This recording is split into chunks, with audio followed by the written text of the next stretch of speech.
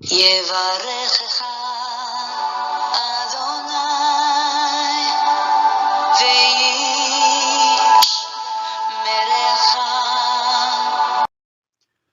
וישמרך. 바레크카 아도나이 베이시메레카. 사랑하는 성도 여러분, 오늘 하루도 전지전능하신 임마누엘의 하나님께서 여러분에게 복을 주시고 여러분을 안전하게 지켜주시기를 축복합니다. 아멘.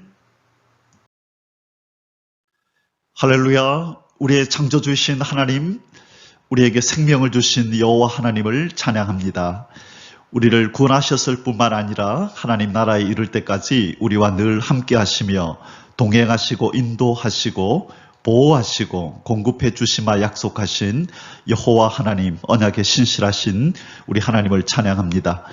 그 보혈로 우리의 죄에서 우리를 구원하시고 우리의 모든 죄를 씻으시며 하나님의 백성으로, 하나님의 자녀로 다시금 우리의 원 위치를 찾을 수 있도록 역사해 주신 생명의 주 예수 그리스도의 그 이름을 찬양합니다. 오늘도 우리를 하나님의 사람으로 새롭게 하여 주시는, 우리 안에서 역사하시는 성령님을 찬양합니다. 오늘 1.189 성경 장별 강의 우리 75번째 시간, 우리 하나님께서 주신 힘으로 오늘도 하나님 말씀을 공부하면서 하루를 시작하겠습니다. 오늘은 출애굽기 25장 말씀을 함께 공부합니다. 제목의 말씀은 성막과 성물들의 제조 양식. 하나님께서 이제 어저께 출애굽기 24장에서 시내산 언약을 이스라엘 백성들과 체결하셨죠. 그 언약을 무슨 언약이라 그런다고요? 시내산 언약이라 그렇게 부른다 그랬습니다.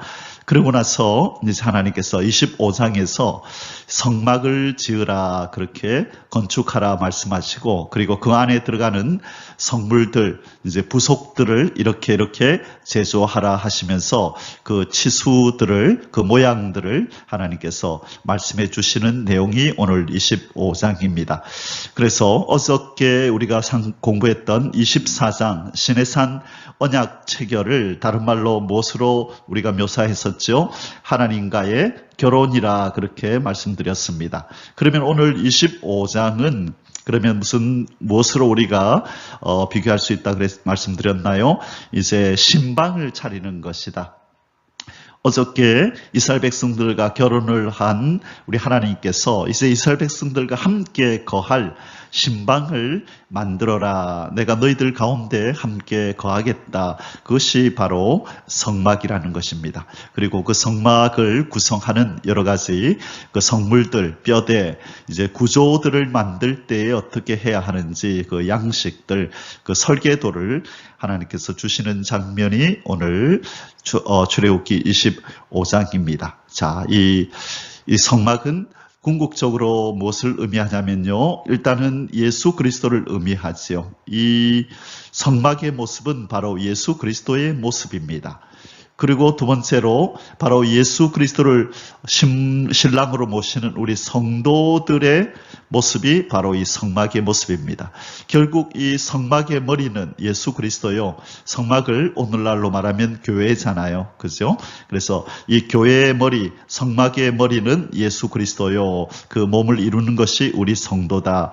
그래서 이 성막에 대한 것, 이 고린도전서 3장 16절에 보면, 또 고린도전서 6장 19절 20절에 보면 우리를 향하여, 성도를 향하여 교회라, 너희 몸이 하나님의 성전이라 그렇게 표현하는 장면이 나옵니다. 그래서 우리가 바로 성막이요, 우리가 성전이요, 우리 자신이 교회요 라는 의미입니다. 그래서 오늘부터 25장부터 이제 31장까지가, 25장부터 31장까지가 성막을 만드는 전 과정을 쭉 설명하는 내용입니다. 그래서 이 그냥 지루하고 따분하게 보실 것이 아니라 이것이 바로 예수 그리스도를 예수 그리스도에 대한 아주 상세한 기록이고 바로 성도인 우리에 대한 기록이라는 것을 기억하시고 하나님이 무엇을 원하시는지, 우리 예수님은 어떤 분이시며 그 예수님의 그 신부인, 그 성전의 일부인 우리에게 어떤 존재가 되라고 말씀하시는지를 우리가 묵상하면서 이 말씀들을 25장에서 31장까지 공부하시면 도움이 많이 되실 것입니다. 자, 그러면 우리 이제 본문 속으로 이제 한번 들어가 보도록 하겠습니다. 출애굽기 25장 말씀에 오늘 그 주제 성구는 2절입니다. 이스라엘 자손에게 명령하여 내게 예물을 가져오라 하고 기쁜 마음으로 내는 자가 내게 바치는 모든 것을 너희는 받을지어다. 자, 이제 성막을 짓게 하시면서 하나님이 그것을 재료들을 하늘에서 뚝딱 내려주시는 것이 아니라 이스라엘 자손, 자기 백성에게 명령하여 예물을, 성막을 짓기 위한 예물을 가져오라고 명하라고 말씀하십니다. 그런데 아무거나 모든 사람에게서 다 받지 말고 기쁜 마음으로 내는 자, 즐거이 내는 자가 내게 바치는 모든 것을 너는 받을지니라. 자, 여기서 하나님이 무엇을 보시죠? 마음을 보시고 바로 중심을 보시는 하나님이시라는 것을 여기서 벌써 이렇게 나타내고 계십니다. 우리 하나님은 우리가 즐거이, 기꺼이, 기쁜 마음으로 하나님 앞에 봉사하고 또 예물을 드릴 때에 하나님은 그것을 받으시고 기뻐하신다고 말씀하십니다. 자, 우리는 하나님을 섬길 때 기쁜 마음으로, 즐거운 마음으로 그렇게 섬겨야 될 줄 믿습니다.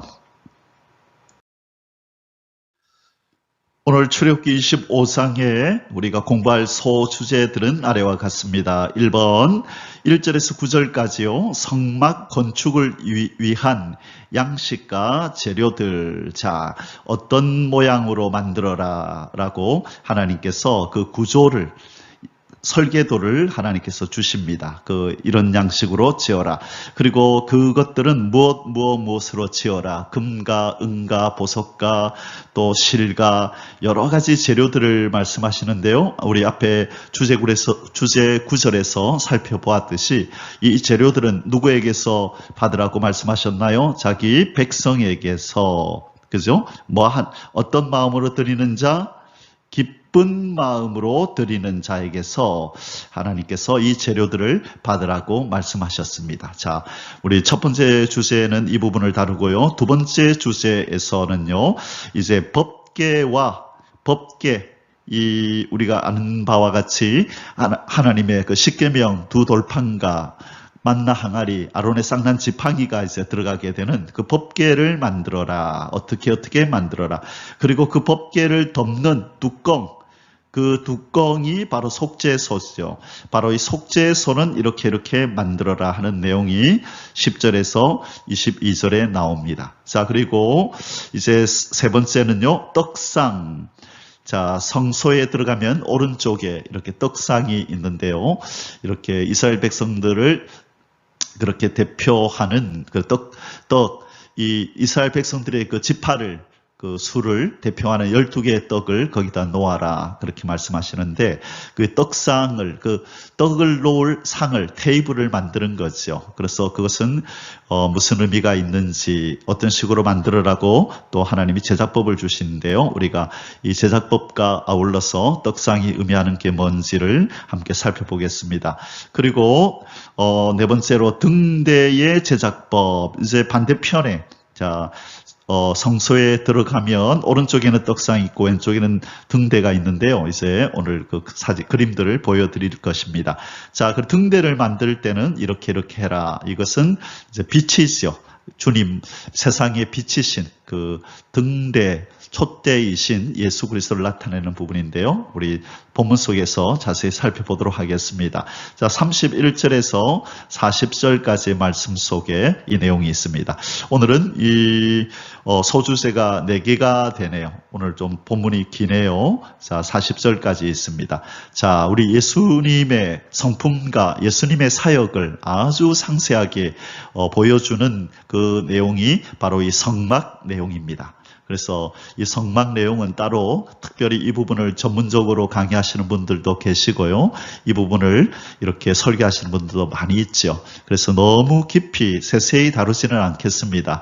우리에게 영적 교훈을 주시는 것, 특별히 우리가 예수 그리스도와 관련해서 그분의 성품과 그분의 사역과 관련해서 우리가 꼭 알아야 되는 부분만 좀 다루고 넘어가고, 세세한 부분들은 여러분이 다른 또 영상을 참조하시면 좋겠습니다. 자, 이제 본론적으로 우리 첫 번째 소주제를 한번 공부하도록 하겠습니다.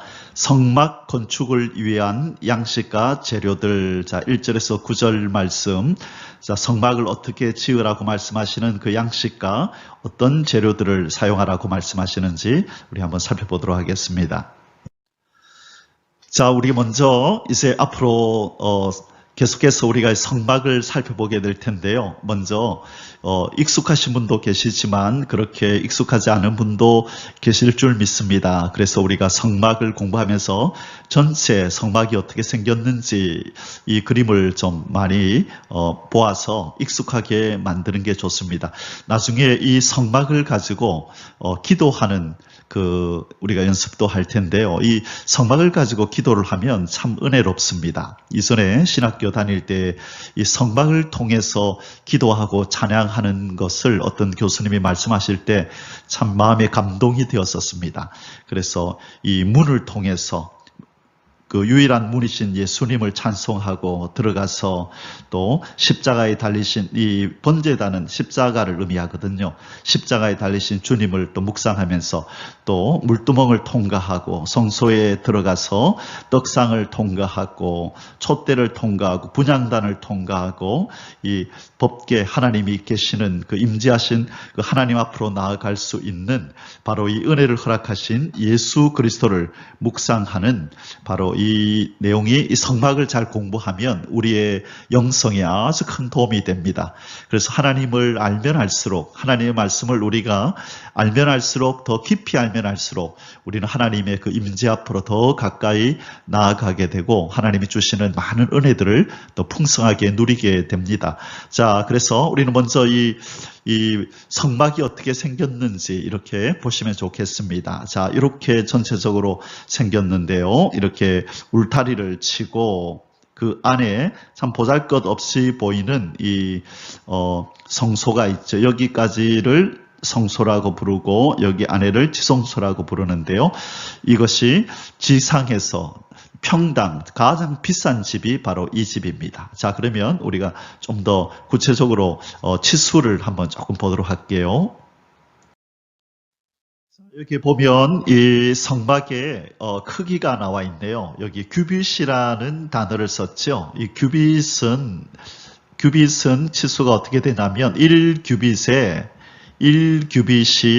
한 45에서 50cm 정도 된다고 합니다. 자, 그러면 우리가 계산하기 쉽게 우리 50cm로 잡아서 이 50규빗은 그죠? 5525 그래서 25m 정도 되고요. 그러면 이쪽에 이쪽 긴 벽 쪽은 50을 곱하면은 그렇죠? 한 50m 정도 되겠네요. 50m 정도. 딱 반이다 그렇죠? 이쪽으로는 50m 그리고 이쪽으로는 25m 정도 되고요. 그 다음에 여기 높이가 나왔네요. 높이는 5규빗이라고 되어 있네요.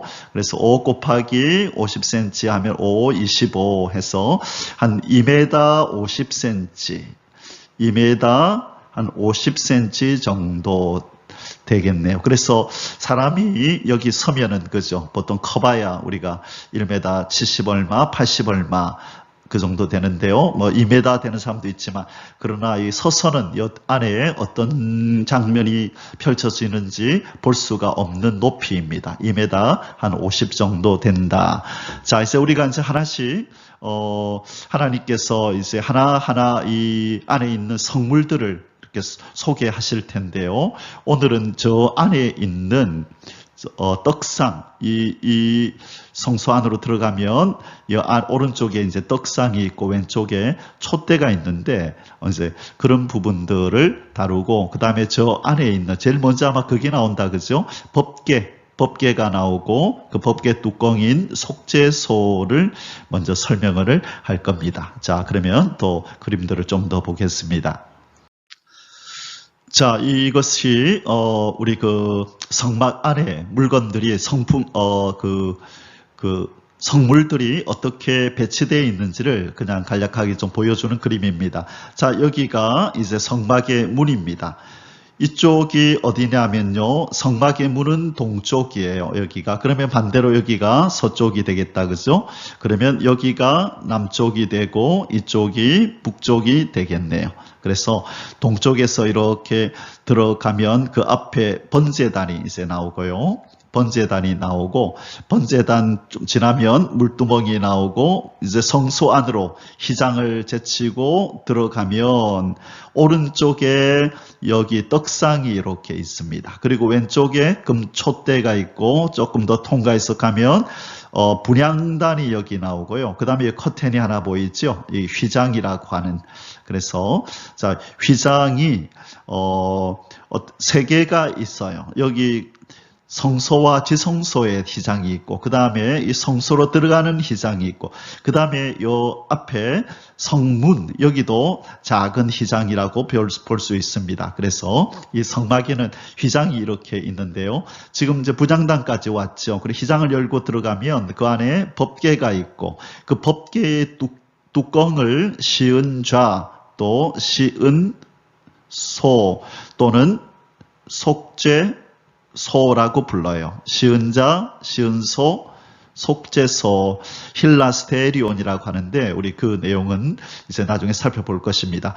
바로 이 시은자, 시은소, 속죄소는 바로 힐라스테리온. 그래서 이것을 로마서에서는 속죄 제물이라는 이 단어와 동일한 이 헬라어를 사용합니다. 자, 그래서 이 부분은 이제 자세히 우리가 예수 그리스도와 관련된 아주 중요한 진리이기 때문에 뒤에서 자세히 살펴볼 것이고요. 바로 이렇게 이루어졌다. 자, 그리고 여기 마당을 성소뜰이라고 부르고요. 여기 아까 길이가 얼마였죠? 한 50m 정도 된다 그랬죠? 이쪽으로는 25m. 높이는 아까 얼마라고 말씀드렸나요? 한 2m 50cm 정도, 50cm 정도, 2m 50cm 정도 된다고 말씀드렸습니다. 자, 그러면 다음 그림 좀 더 보겠습니다. 자, 이거는 참고로 여러분이 이제 나중에 이 자세히 알고 싶으면 이 그림을 가지고 참고하시면 되겠습니다. 이 번제단은 뭐 다른 곳이며, 자, 여기 문은 이제 유일하신 예수 그리스도, 유일한 길, 하나님께로 가는 유일한 길을 나타내는 거죠. 그렇죠? 자, 여기서 이제 번제단은 제가 아까 십자가라고 말씀을 드렸고요. 여기 들리었잖아요. 단은 이렇게 밑에다가 이렇게 나무를 넣어서 태우기 위해서 이렇게 들려 있거든요. 그래서 들려 있는 이 단, 바로 이것은 예수님이 십자가에 달려 돌아가시는 이 십자가를 의미하는 거고요. 그 다음에 물두멍이 나오죠. 자, 이것은 여인들의 녹거울로 만들었어요. 그래서 이제 좀 있어 본문에서 우리가 보게 되면 이제 오늘 주제 선구에서 하나님이 이 재료들을 누구한테서 받으라 그랬죠? 그 백성들한테서 기쁘게 바치는 자들에게서 받으라 그랬죠. 그래서 여인들이 자기가 기쁘게 드린 것이에요. 이게 거울로 쓰던 이 놋을 하나님 앞에 드려서 그것을 녹여가지고 이렇게 물두멍을 만든 것이고, 성령으로 자신의 모든 죄를 닦는 그런 의미를 가지고 있습니다. 자, 그리고 이제 번제단을 지나서 물두멍을 지나서 들어가면, 그렇죠, 오른쪽에 떡상이 있다 그랬죠.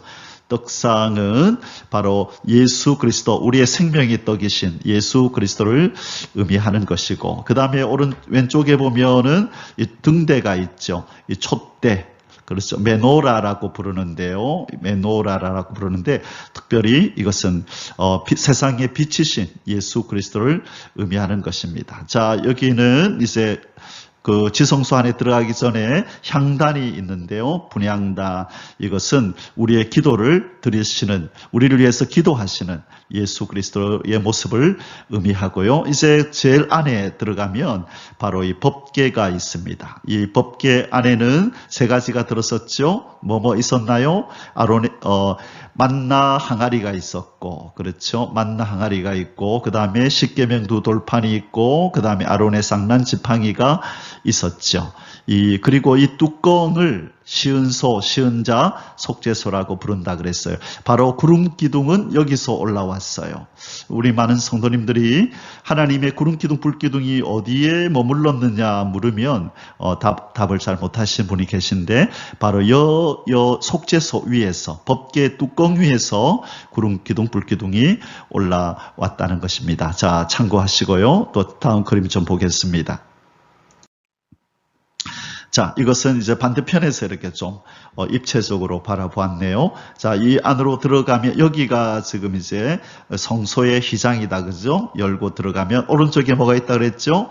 떡상이 있고, 왼쪽에 촛대, 메노라라고 하는 금촛대가 있고, 그 다음에 요 지성소로 들어가는 휘장이 있는데요. 그 전에 향단이 있고, 그래서 여기 이제 휘장이 이렇게 있는 것입니다. 그래서 예수님이 십자가에 돌아가실 때에 휘장이 찢어졌다 했을 때 그 휘장이 바로 이 휘장입니다. 이 휘장을 하나님께서 위에서 아래로 찢어버리셨죠. 그것은 뭐냐?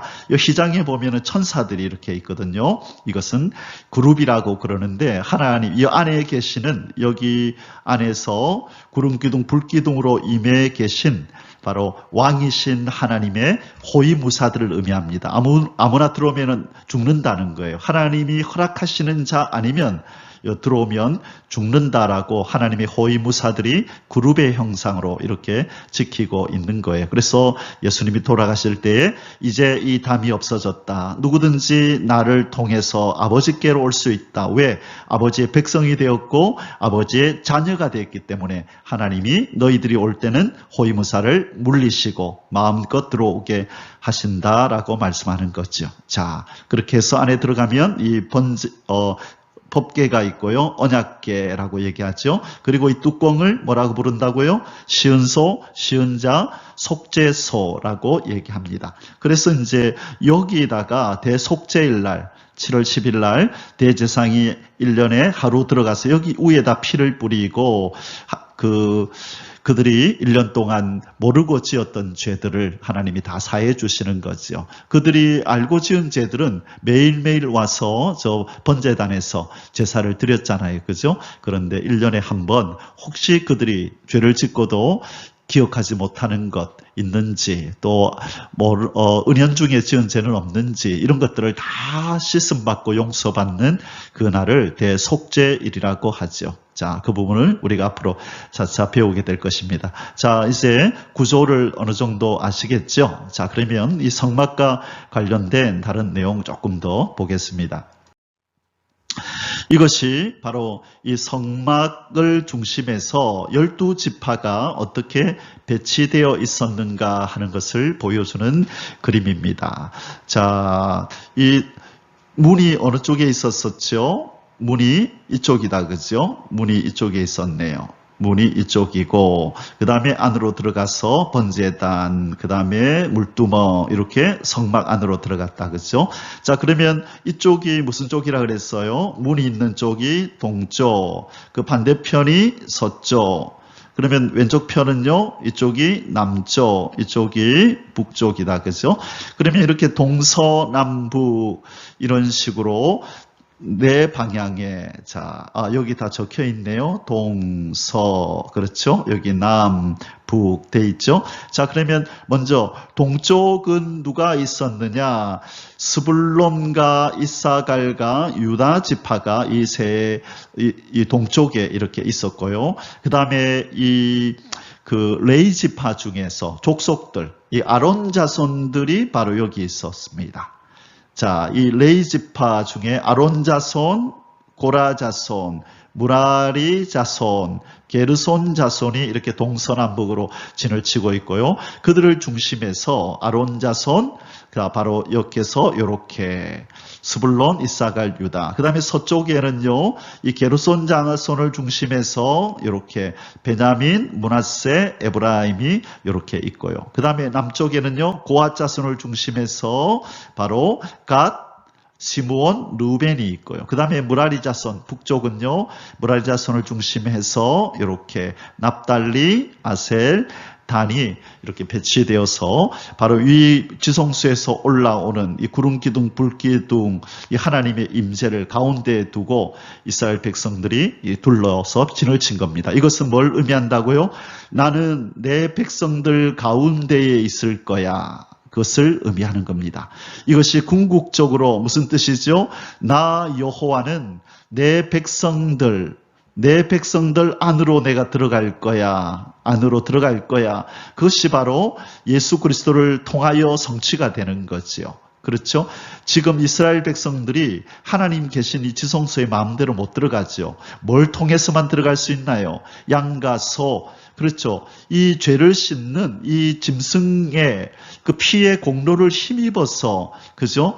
이 안에 계신 하나님 앞에 용서를 받게 되고 하나님과의 교제가 이루어지는 거죠. 이것은 바로 어린 양 같은 예수 그리스도의 피로 말미암아, 그 제사로 말미암아 우리가 바로 예수 그리스도를 통과해서 바로 하나님께로 갈 수 있음을 보여주는 거예요. 그래서 누구든지 예수 그리스도를 믿으면 그 안에 하나님이 들어오시는 거죠. 성령 하나님이 들어오시는 거잖아요. 그래서 우리를 뭐라고 부른다고요? 성전이다라고 부르는 거예요.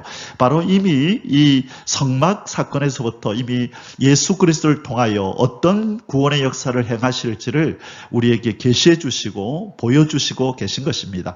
그래서 이 성막 제도를 통하여 바로 어떻게 너희들이 용서받고 내게로 올 수 있는지, 어떻게 내 아들 예수가 너희들의 죄를 씻어서 구원을 이룰 건지를 미리 공부하라는 거예요. 미리 보아라는 거예요. 그래서 우리가 이 복잡하게 보이고 지루해 보일지라도 구약에 나오는 이 성막에 관련된 사건, 제사와 관련된 사건, 절기와 관련된 이 진리를 우리는 많이 알고 깨달아야 되는 것입니다. 자, 그러면 이제 우리 본격적으로 우리 본문 속에 들어가서 성경을 읽으면서 말씀을 공부하도록 하겠습니다. 성막 건축을 위한 양식과 재료들 1번. 자, 첫 번째, 성막 건축을 위해 기쁜 마음으로 내는 백성들로부터 예물을 받으라 명하시는 여호와 하나님. 자, 성막 건축을 위해서 자, 기쁜 마음으로 내는 백성들로 예물을 받으라. 오늘 그 주제 성구였죠. 그래서 여기서 우리는 하나님을 또 배우게 되는 것입니다. 하나님은 형식주의를 하나님은 싫어하십니다. 그냥 뭐 이렇게 하면 되지, 뭐 하라 했으니까 하면 되지. 자, 무엇이 빠졌죠? 마음이 빠진 섬김, 마음이 빠진 제사, 마음이 빠진 예배, 마음이 빠진 예물은 하나님이 기뻐하지 않으신다는 것을 분명히 우리에게 알려주시는 내용이에요. 자, 여호와께서 모세에게 말씀하여 이르시되 이스라엘 자손에게 명령하여 내게 예물을 가져오게 하고 기쁜 마음으로 내는 자가 내게 바치는 모든 것을 너희는 받을지니라. 기꺼이 드리는 자, 그죠? 즐거운 마음으로 드리는 자, 즐거운 마음으로 드리는 자.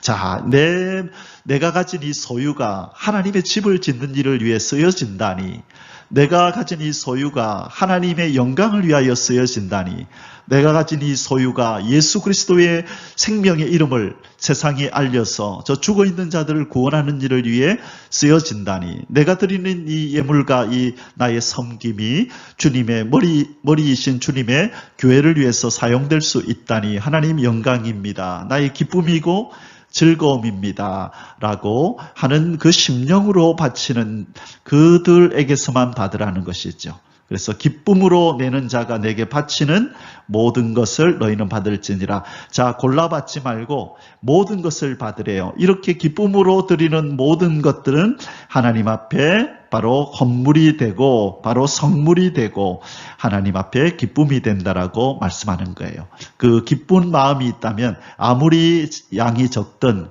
많던 그 중요한 거 아니고 그것이 소소해 보이고 그냥 사사로이 보이고 아주 미미하게 적게 보일지라도 하나님께서는 그것을 귀하게 보신다는 그 진리를 우리에게 이 구절을 통해서 지금 가르치시고 보여주고 계신 것입니다.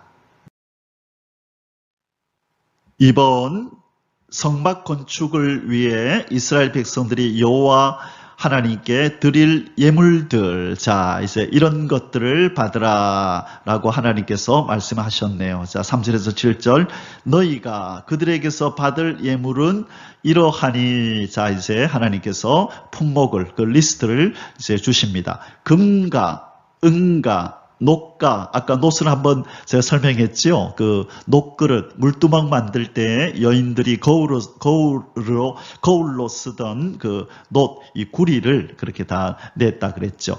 자, 그리고 청색, 자색, 홍색, 실가. 자, 이 실은 어디 쓸까요? 이제 휘장을 만들 때도 쓰겠죠. 또 가는 배실가, 염소털가, 자, 붉은 물들인 순양의 가죽가, 해달의 가죽가. 자, 염소털, 또 순양 가죽, 해달 가죽, 이것은 나중에 성막의 그 천장에 그것을 덮을 때에 사용합니다. 그 자세히 나중에 공부하게 될 겁니다. 그 다음에 조각목. 이때 이 조각목은 이것은 아카시아 나무를 의미하는데, 이것은 이제 안에 나무로 만들어야 될 부품들을 위해서 하나님께서 이 조각목도 받으라고 말씀합니다. 자, 등유, 관유, 기름이다. 그죠? 등유와 관유에 드는 향료와 분향할 향을 만들 향품가, 호마노며 애복가 흉패에 물릴 보석이니라. 자, 그래서 지금 성막 제도에 성막에 필요한 모든 것들, 또 나중에 성막에서 사역할 레위 사람들이 입을 옷, 또 그것에 붙일 또 보석, 그죠? 이 모든 것들을 위해서 이게 필요한 겁니다. 자, 사랑하는 성도 여러분, 기억나십니까? 이스라엘 백성들이 이런 것이 있나요? 없나요? 지금 이런 재료들을 가지고 있나요? 지금 그림에 보니까 줄을 서서 막 가지고 온다, 그죠? 기쁨으로. 자, 이들은 이것을 어디서 났나요? 바로 출애굽할 때에 가지고 나왔잖아요. 출애굽할 때에, 그렇죠? 하나님께서 이들에게 은혜를 베푸사 이 애굽 사람들에게 달라 한즉 그들이 이것을 기쁨으로 주면서 빨리 가지고 나가라고, 그렇죠? 기꺼이 그들에게 이스라엘 백성들한테 주었죠. 그때 많은 것, 금, 은, 또 옷 이런 것들을 막 가지고 나왔죠. 그래서 그때 가지고 나온 것, 또 아마 자기들이 이 430년 동안 애굽에서 살면서 또 그들이 구입한 것들, 그렇죠. 사적으로 소유하고 있던 것들, 이 모든 것들이 여기 다 해당이 됩니다. 그래서 특별히 하나님이 이 금과 은은, 그렇죠. 이런 것들은 출애굽할 때 하나님 이스라엘 애굽의 백성들이 주도록 하셨죠. 자, 이것은 이미 창세기 15장에서 아브라함에게 햇불 언약을 할 때 벌써 이것을 하나님이 예언하셨다 그랬어요. 너희 후손이 애굽 그 이방 땅에서 나올 때에 많은 재물을 가지고 나오리라, 그렇게 말씀하셨는데 그게 출애굽 때 이루어졌다고 말씀하셨어요. 자, 이것은 바로 하나님의 집을 만드는 일을 위하여 궁극적으로 이렇게 사용이 되게 되는 것입니다. 3번, 여호와 하나님께서 정해 주신 성막 건축을 위한 양식. 자, 성막을 건축할 이 양식, 크기와 또 내용들, 그죠? 이런 부품들을 이렇게 두어라. 이것은 누가 정해 주신다고요? 하나님께서 정해 주시는 거예요. 왜 그렇죠? 그 이유가 바로 8절과 9절에 나옵니다. 내가 그들 중에 거할 성소를 그들이 나를 위하여 짓되 무릇 내가 내게 보이는 모양대로 장막을 짓고 기구들도 그 모양을 따라 지을지니라. 자, 모세야, 내가 너에게 보여줬지, 그지? 내가 내게 보여준, 앞으로 보여준 그 모습대로 지어라 라고 지금 말씀하는 거예요. 거기는 이 성막은 어떤 곳이라고 말씀하지요? 바로 하나님께서 거할 성소가 성막이요, 하나님을 위한 집이 바로 성막이라는 거예요. 자, 그러면 앞에서도 말씀드렸지만 이 성막은 바로 성전을 이제 의미하게 되는 것이고, 이 성전은 바로 교회를 의미하는 것이고, 이 교회는 바로 성전인 우리의 심령을 의미한다고 말씀드렸어요. 그래서 하나님께서 바로 이 성막을 지으실 때 하나님이 거할 성소다, 나를 위한 집이다, 그러니 내가 계획한 대로, 내가 원하는 대로, 내가 너에게 보여주는 대로 지어라라고 말씀하죠. 그래서 이 성전인 성막인 우리 성도들도요, 우리 마음대로 우리의 삶을 살면 안 돼요. 하나님은 우리 속에서 그분이 원하시는 식양대로, 양식대로 우리를 다듬어 가시려고 우리 안에 누구를 보내셨죠? 성령님을 보내셔서 그분의 처소인, 그분의 성전인 우리의 심령을 그분이 원하시고 그분이 거하실 성소로, 성전으로 우리를 거룩하게 아름답게 다듬고 계신다는 거예요. 그래서 이 말씀을 통해서 우리가 알 수 있는 것은, 첫째, 성전인 나 자신은 하나님의 뜻대로 그렇게 점점 변해가야 한다. 그리고 우리의 공동체, 교회도 하나님이 원하시는 모습으로 그렇게 성장해 가고 그 모습을 갖추어 가야 한다는 것을 바로 출애굽기 25장 8절에서 9절, 하나님이 보이시는 대로 지어라, 그곳은 내가 거할 곳이고 나를 위한 곳이다라고 말씀하시는 것, 우리는 기억하면서 나 자신과 내가 속한 교회 공동체가 하나님이 원하시는 모습으로 그렇게 점점 지어져 가야 된다는 것을 기억하시기를 주님의 이름으로 축복합니다. 아멘.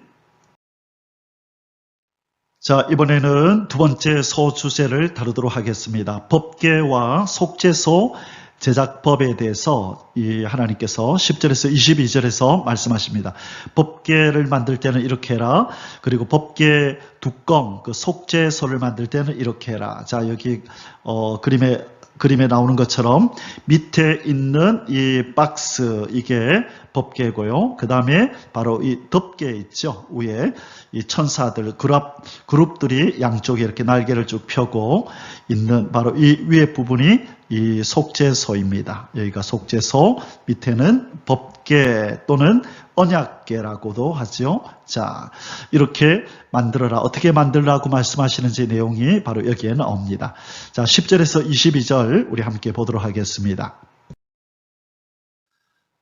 1번, 언약궤 제작법을 알려주시는 여호와 하나님. 자, 하나님께서 어떻게 언약궤를 만드는지, 그리고 언약궤의 뚜껑, 속죄소를 만드는지를 이제 쭉 말씀을 하시는데요. 10절에서 16절까지 먼저 읽겠습니다. 그들은 조각목으로 궤를 짜되, 그들은 하나님의 백성들이죠.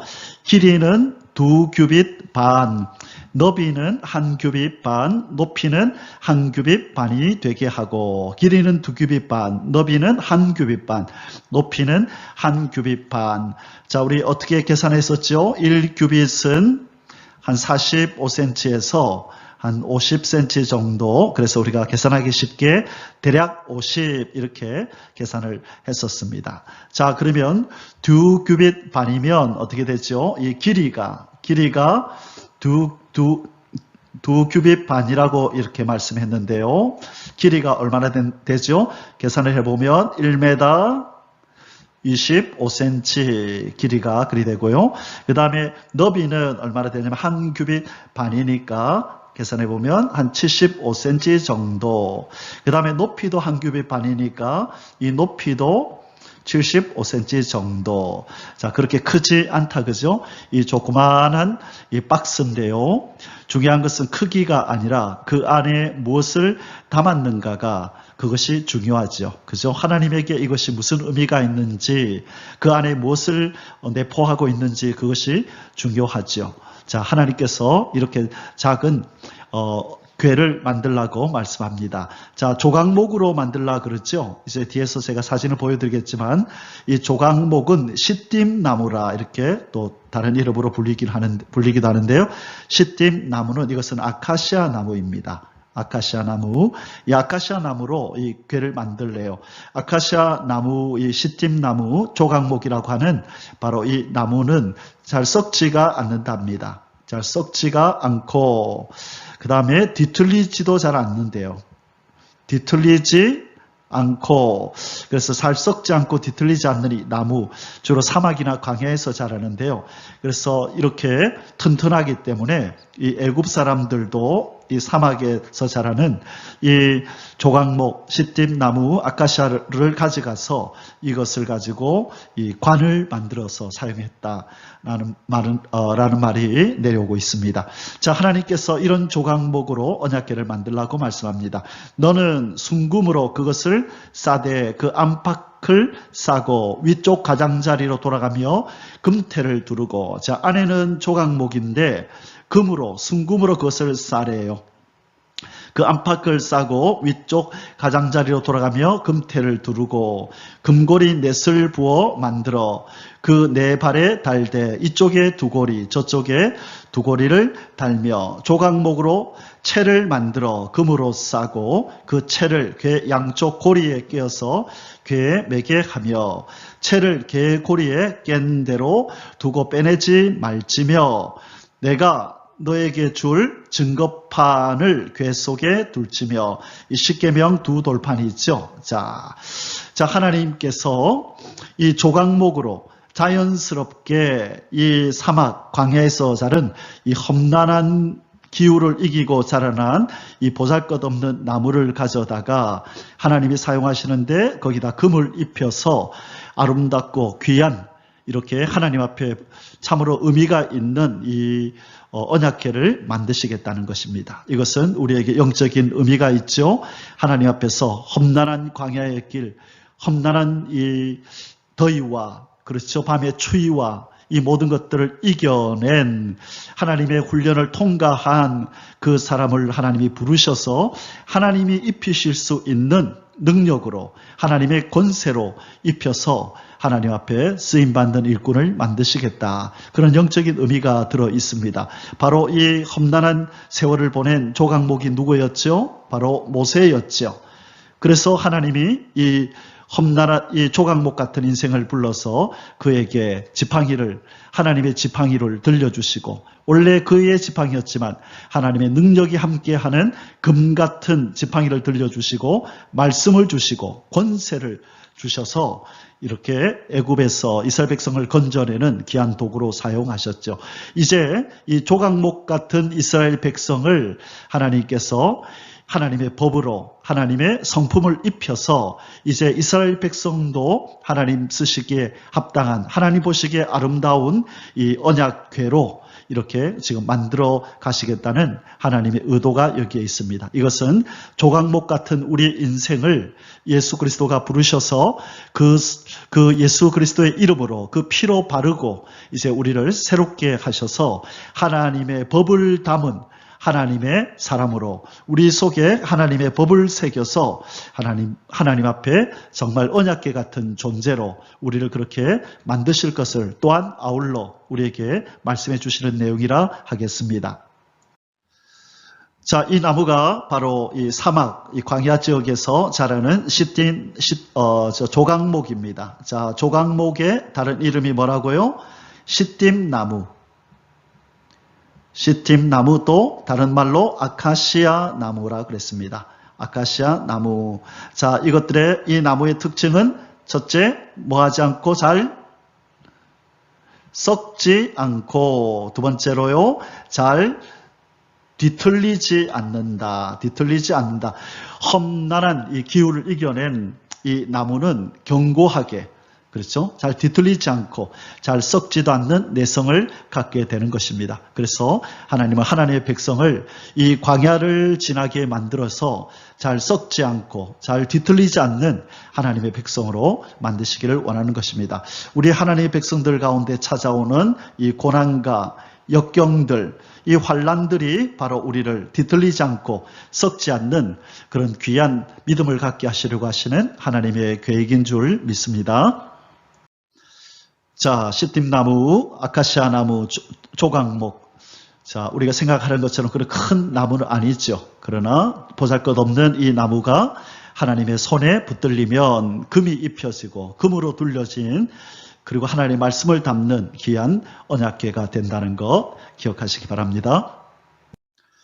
자, 이제 보시는 바와 같이 이 그림이 언약궤입니다. 언약궤. 자, 여기 박스가 이렇게 있죠. 원래 이 나무, 이것은 무엇으로 만들었다고요? 조각목, 시딤 나무, 아카시아 나무로 만들었는데 그 위에다가 금을 입히고, 그렇죠? 이렇게 금으로 고리를 이렇게 4개를 만들어서, 저 뒤에도 고리가 하나 있겠죠? 이렇게 언약궤를 운반하는데, 이 나무도 조각목입니다. 다 조각목으로 언약궤도 만들고, 이렇게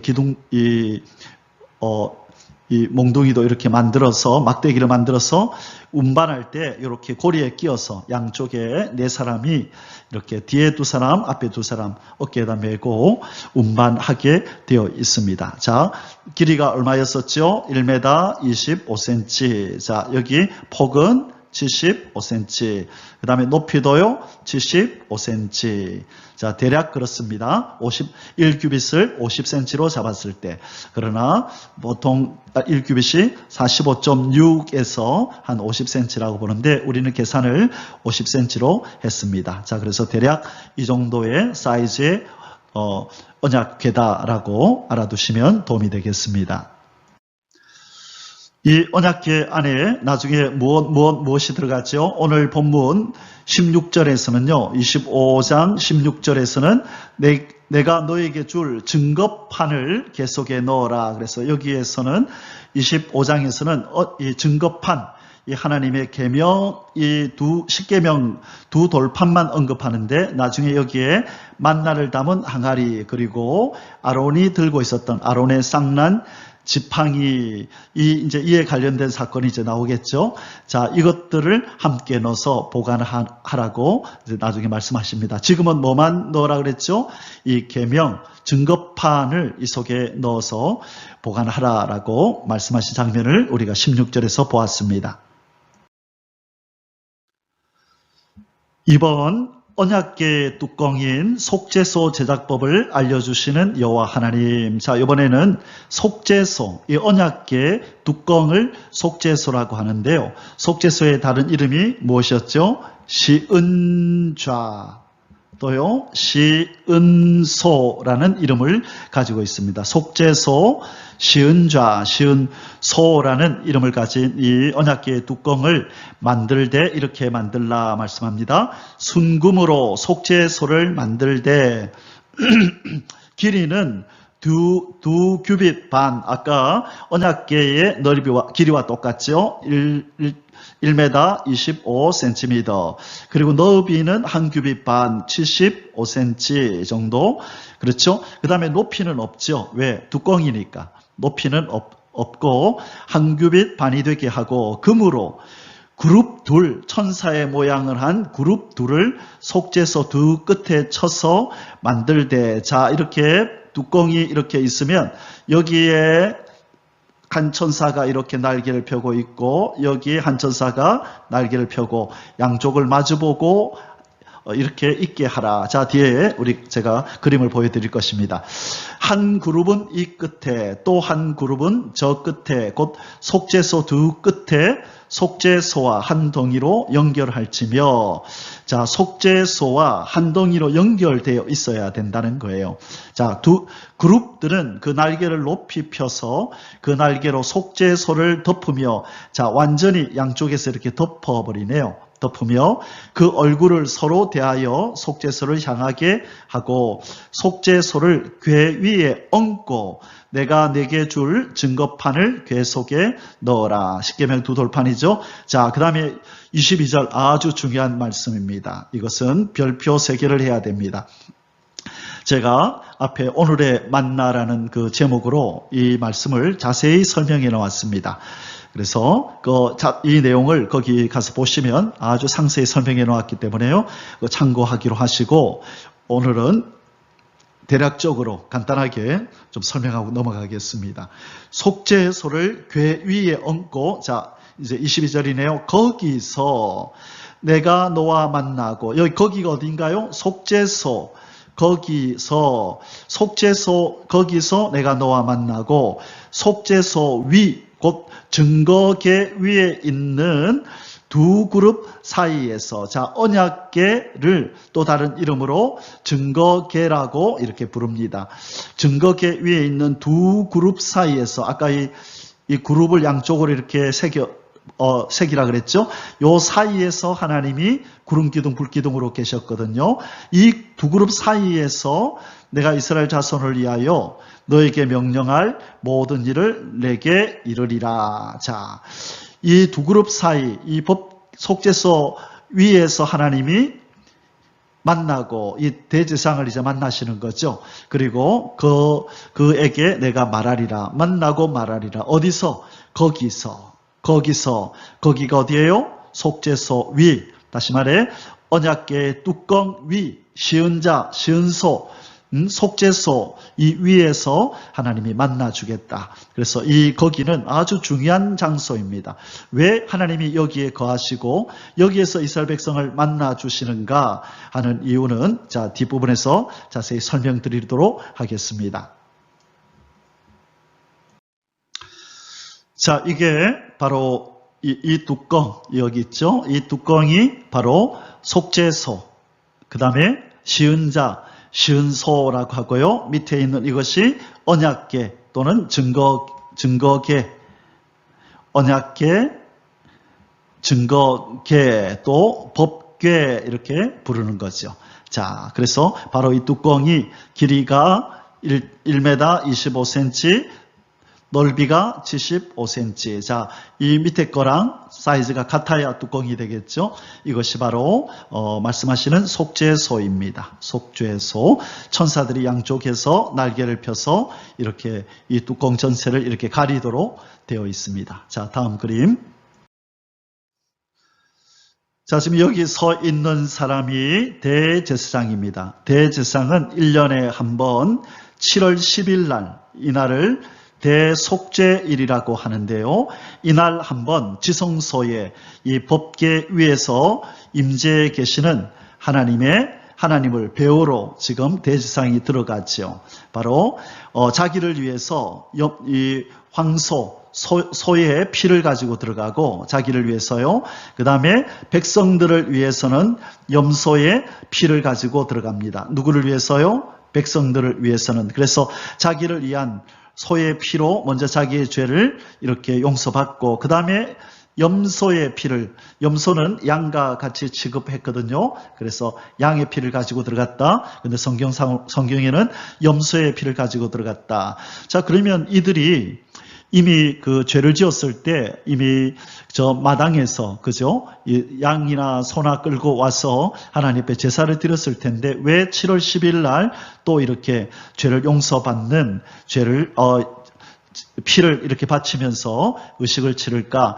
이것은 자기들이 1년 동안에 알고 있는 죄는 그래서 이 염소나 양이나 소를 가지고 용서를 받았지만 그 무식 중에 은연 중에 자기들이 알지 못하는 가운데 지은 죄들이 있으면 안 되니까 그 모든 것들을 다 사하는 그 제사를 드리는 것이다. 그렇게 이해를 하면 되겠습니다. 자, 지금 제사장이 자기를 위해서는 소의 피를, 그렇죠? 소의 피를, 그리고 백성들을 위해서는 염소의 피를 바로 이 속죄소 위에다, 이 뚜껑 위에다가 이렇게 피를 뿌리는 겁니다. 여기다 피를 묻히는 겁니다. 왜 그러면 이렇게 여기에다만 피를 묻힐까? 하나님이 임재해 계시는 이 거룩한 곳에다가 왜 피를 묻혀서 비린내가 나게 하는 것일까? 자, 그것에 바로 하나님이 우리에게 주시는 메시지가 있는 것입니다. 자, 그 내용을 또 한번 보겠습니다.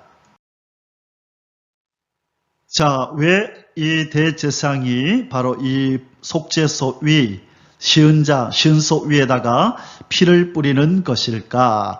바로 하나님께서 거하셨던 거기, 아까 앞에 부분에서 뭐라 그랬죠? 거기서 내가 너와 만나고, 그렇죠? 거기서 만나고, 또 거기서 뭐 하겠다고요? 말하리라, 이르리라 그랬죠? 그래서 하나님이 여기서 거하시면서 이스라엘 백성들에게 대제사장을 통하여 백성들을 만나고 그에게 말씀하겠다는 겁니다. 그러면 여기가 왜 그래 중요한가 왜 중요한 곳이고 왜 이렇게 특별한 곳인가? 거기는 바로 피가 뿌려지는 곳이라는 거예요. 자, 피가 뿌려진다는 말은 무슨 말이냐? 속죄가 이루어진 거룩한 곳이라는 뜻입니다. 자, 히브리서 9장 22절에 율법을 따라 거의 모든 물건이 피로써 정결하게 되나니 피 흘림이 없은즉 사함이 없느니라. 자, 피를 흘리지 않으면 사함이 없대요. 그런데 지금 대제사장이 여 위에다 피를 뿌리잖아요. 이 생명을 대신하는, 생명을 상징하는 피가 여기 뿌려졌다는 말은, 자, 죄값 사망이 지불된 속죄가 이루어진 거룩한 곳이라는 거예요. 이 지구 땅에 이 죄의 싹 사망이 드리웠지만, 그러나 바로 이 땅, 바로 1m 25, 75cm 되는 바로 이 면적 위는 피가 묻어져서, 피가 뿌려져서 이 땅은 어떻게 되었다? 거룩하게 되었다. 거룩한 곳이다. 그것을 의미하는 거예요. 그래서 하나님은 바로 거기에 거하시겠다. 거기, 무슨 땅? 거룩한 곳, 피가 묻혀진 곳에만 내가 있을 것이다. 그 얘기를 지금 하고 계신 것입니다. 자, 피가 뿌려진 속죄소는 피 흘리고 죽으실 어린 양 예수 그리스도를 의미한다. 자, 이 뚜껑이 있잖아요. 이 뚜껑이 바로 누구를 상징하고 예표한다고요? 바로 예수 그리스도를 의미하고 상징하는 것이라는 거예요. 속죄소, 이 뚜껑이요. 자, 그러면 앞에서 우리가 제가 말씀드린 것 중에 하나를 제가 빠뜨렸는데, 그것이 뭐냐면 25장 20절에 보면요, 출애굽기 25장 20절에 보면 어떤 내용이 나왔냐면, 하나님께서 이 뚜껑, 이 속죄소, 시은 자 시은소를 만들어서 어디를 덮으라 그랬죠? 이 법궤를 덮으라 그랬어요. 왜 이렇게 따로 이렇게 덮을까요? 여기 이 덮는다는 것은, 그것도 무엇으로 덮느냐? 피가 묻은 이 뚜껑으로 이걸 덮으라는 말은 이런 의미가 있는 것입니다. 아까 하나님께서 이 안에다 뭘 두라 그랬어요? 증거판을 넣으라 그랬죠. 이 십계명이 안에 들었잖아요. 그래서 왜 피를 뿌렸느냐? 다른 말로 하면 이 율법이 이스라엘 백성들을 향하여, 인간들을 향하여 죄의 싹 사망을 내어 놓아라라고 율법이 저주를 내리는 거예요. 하나님의 율법은 바로 용도가 뭐냐? 이 율법을 통하여 죄인이고 아니고 이것을 판명하는 거죠. 그리고 이 율법을 어긴 자를 이 하나님의 공의의 법이, 너는 법을 어긴 죄인이야, 공의의 심판을 받으라. 그 심판의 심판이 뭐예요? 사망이 있죠. 그래서 이 하나님의 율법, 이 저주의, 이때는 저주의 말씀이 있죠. 그렇죠? 용서받지 못한 자에게는 저주의 두루마리요, 저주의 증거판인 겁니다. 그래서 여기서부터 저주를 내려서 사망을 내어 놓으라고 으르렁거리는 이 하나님의 공의의 법을, 이 뚜껑에 생명을 상징하는, 이 사망이 치러졌음을 상징하는 피를 묻혀서 이 뚜껑을 덮는 거예요. 그러니 여기 생명을 드렸으니 사망을 거두어 달라고, 이 내가 죽을 대신에, 바로 우리가 죽는 것 대신에 내가 드린 이 염소와 이 또 양이, 이 소가 죽어서 생명을 바쳤으니 용서해 주십시오라는 의미가 있는 거예요. 그래서 만일 이 피 묻은 증거, 이 시은소 시은자가 없었다면 바로 이 안에 있는 하나님의 공의의 법이 나와서 인생들을 사망을 선고하고 죽이는 거죠. 어떤 누구도 하나님의 공의의 법에서 벗어날 수 없는 거죠. 그래서 바로 피 묻은 뚜껑을 여기다 덮으라. 이것은 율법의 요구를 이루시는 거예요. 뭘 이룬다고요? 율법의 요구를 이루시는 방법이 피 묻은 뚜껑을 여기다 올려놓는 거예요. 율법의 요구, 죄값 사망 내놔라라는 율법의 요구를 바로 피 묻은 이 뚜껑이, 여기 생명이 있습니다, 여기 사망이 있습니다, 받으십시오라고 하는 거예요. 이 말씀이 어디에 나오냐면, 이 말씀은 로마서 8장 3절과 4절에 보면, 우리가 정죄함을 받지 않는 이유는 바로 예수 그리스도가 율법의 요구를 이루었기 때문에 하나님의 공의의 법이 우리에게 죄값 사망 내어 놓으라고 우리에게 요구하지 않는다는 거죠. 왜? 바로 양이 죗값을 치렀고 소가 죗값을 치렀기 때문에 이 법이 백성들을 향하여 사망 내어놓으라고 하지 않는 것처럼 우리의 양, 우리의 희생양 예수 그리스도가 저와 여러분을 위해서 피를 흘리셨기 때문에 그 피가 묻어 있는 저와 여러분에게는 바로 이 율법이 우리에게 사망 내어놓으라고 요구하지 않는다는 것을 여기서 말씀하는 거예요. 그래서 하나님께서 바로 이 피 묻은 이 시은소, 시은자 이것을 우리의 심령에다가 바로 놓아주시기를 원하시는데 이 뚜껑이 뭐냐? 바로 이분이 예수 그리스도예요. 힐라스테리온, 여기 나오네요. 힐라스테리온.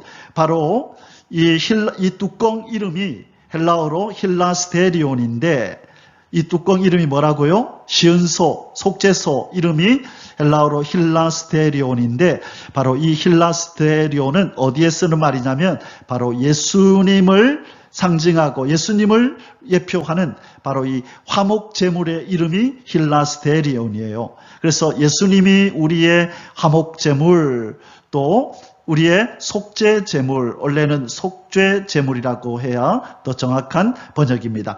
자, 우리의 속죄제물, 우리의 화목제물이신 힐라스테리온이 장차 온다라는 것을 바로 구약의 힐라스테리온인 이 속죄소를 통하여 하나님께서는 우리에게 계시하고 계신 겁니다. 자, 로마서 3장 25절 이 예수를 하나님이 그의 피로써 믿음으로 말미암는 화목제물, 속죄제물, 힐라스테리온, 속죄소로 세우셨으니 이는 하나님께서 길이 참으시는 중에 전에 지은 죄를 간과하심으로 자기의 의로우심을 나타내려 하심이니 아멘. 자, 우리는 예수 그리스도 힐라스테리온 구약적 사고로 바로 시은소, 속죄소가 바로 우리 심령으로 들어와 피가 묻은 속죄소, 피 묻은 어린 양 예수 그리스도가 우리 안에 거하기 때문에 바로 거룩하신 하나님이 우리 가운데 구름기둥 불기둥으로 임하시고 여기서 우리와 만나시고 우리에게 말씀하시는 하나님의 임재가 우리와 함께 거하신다. 바로 성령 하나님이 우리와 함께 거하신다. 우리가 이 진리를 이렇게 적용해야 하는 것입니다.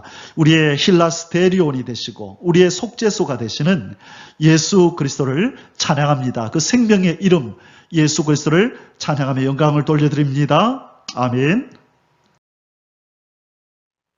자, 예수님이 바로 화목제물이시고 또 무슨 제물? 속죄제물이시라고 말씀드렸죠. 그 화목제물, 속죄제물이 힐라스테리온인데 바로 헬라어 이 힐라스테리온의 사전에 찾아보면 이렇게 되어 있습니다. 속죄의 장소 또는 물건 또는 속죄제물. 그래서 제가 이 화목제물보다는 속죄제물로 번역하는 게 더 낫다고 말씀드렸죠. 이번에 그 메시아닉 주 회개하고 예수님을 믿는 유대인들이 신약 성경을 번역했는데요. 로마서 3장 25절에 화목제물을 속죄제물로 이렇게 바르게 번역을 했습니다. 자, 이 힐라스테리온은 뜻이 뭐냐? 특히 성전에 있는 법궤의 덮개, 시은소, 이 덮개를 우리는 뭐라고 배우고 있죠? 지금 속죄소 보세요. 힐라스테리온은 화목제물이고 속죄소면서 동시에 구약의 법궤의 덮개, 속죄소를 의미한다라고 말씀하는 겁니다. 자, place of propitiation. 이거는 propitiation이라는 것은 달래다는 뜻이에요. 달래다. 자, 우리 영어를 하시는 분은 바로 이 의미가 바로 이 달래다. 이렇게 달랜다는 거 아시죠? 하나 있는, 막 분노하고 있는 누군가를 이렇게 달래는. 그래서 이 힐라스테리온은 바로 이 달래는 장소라는 거예요. 바로 이 시은자, 피 묻은 이 속죄소가 바로 달래는데 뭘 달래느냐가 중요하잖아요. 그래서 아까 율법의 요구를 달랜다고 제가 말씀드린 거예요. 율법의 요구, 로마서 8장 3절 4절에 이것을 우리 힘으로 달랠 수 없어요. 사망 내어 놓아라. 죄값 사망 내어 놓아라. 율법을 다 지켜서 의를 획득하고 그의 의의 옷을 입으라는 이 두 가지 율법의 요구를 우리 인간은 들어줄 수가 없어서 하나님이 자기 아들을 보내사 그에게 죄를 더하여서 입혀서 그가 우리를 향한 율법의 요구를 예수님이 이루시도록 하였다라는 내용이 로마서 8장 3절에서 4절입니다. 그래서 예수 피 묻은 이 시은 자가 율법을 요구를 달랜 거예요. 율법을 달랜 거예요. 그래서 달래는 수단, 속죄, 장소, 속죄물, 속죄, 제물이라는 의미가 여기서 나온 겁니다. 자, 그래서 하나님께서 오늘 속죄소를 만드는 방법을 알려줄 때에 그 말은 뭐예요? 내 아들 예수를 바로 네 심령에 모셔라. 내 아들 예수를 네가 영접해라. 그러면 내가 네 안에 거할 것이다. 너의 그 심령이, 내 아들을 모신 너의 심령이 속죄소가 되고 내가 너와 함께 거할 것이다. 왜? 내 아들의 피가 묻은 너의 심령이 바로 거룩하여진 땅이기 때문이다. 그 말씀을 하는 것이고, 이것이 나중에 신약에서 어떻게 연결되냐면요, 요한복음 20장 이 부활의 장면에 가면요, 마리아가 이 무덤 안을 쳐다보니 예수님의 시체가 누였던 곳, 이곳에 천사가 둘이가 내려와서 이렇게 앉아 있는데, 하나는 예수님 시체 누였던 곳 머리편에, 하나는 예수님 누였던 곳, 시신 누였던 곳 발편에 앉아 있는 모습이 요한복음 20장에 나타납니다. 이것은 바로 예수님이 피를 흘리고 누워 있는 이곳이, 이 무덤이, 그죠? 더럽고 무섭고, 그죠? 냄새나는 바로 이 무덤이, 모두 다 혐오하는 이 무덤이 무엇으로 변했다는 거예요? 천사들이 내려와 있는 바로 지성소, 가장 거룩한 곳으로 변했다는 것을 보여주는 거예요. 누구 때문에?